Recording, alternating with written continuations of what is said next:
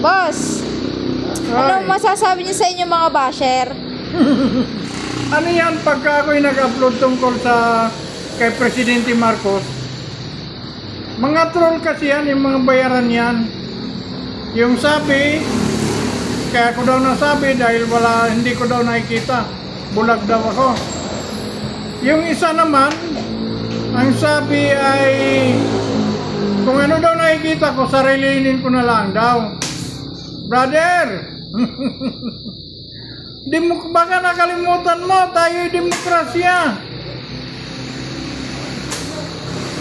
Kayo ang magbubulag-bulagan, kayo ang magsasarili na lang. Huwag kami, demokrasya tayo.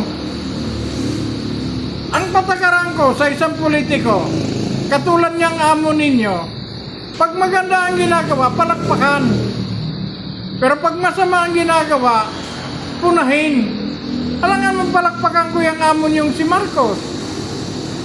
Ano ba yan? Lalo ko lang i-motivate ang aking pagtitira kay Marcos. Dahil sa inyong mga baser. Pati nagigreen ngayon ang aking dahil sa baser. Hindi naman pwede ako niyong kontrolin. Demokrasya tayo. Kung kayo magbubulag-bulagan sa sinabi ni Marcos, tingnan niyo kung may nasasabi kayo. Nung huling suna, sabi ni Marcos, magkaroon na tayo ng train na sa ilalim ng lupa. Nasaan ngayon? Ngayon may pangako na naman siyang rocket. Anong rocket yun? Bagong rocket niya, bagong pagnanakaw niya. Kaya pupunahin talaga. Gobyerno tayo. Tao tayo ng gobyerno, mga boss. Tayo yung mamamayan, tayo nagpapasweldo na kay Marcos.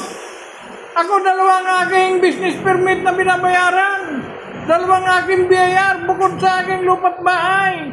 Bukod sa mga registered ng aking sasakyan. Kaya tayo nagpapasweldo sa mga yan. Kung maganda ang ginawa ng isang politiko, palakpakan natin. Pero pagka masama ang ginagawa ng politiko, pupunahin natin dahil tayo ang nagpapasweldo niyan. Yan ang masasabi ko sa inyo, mampupo kayong mga troll kayo. Yun lang.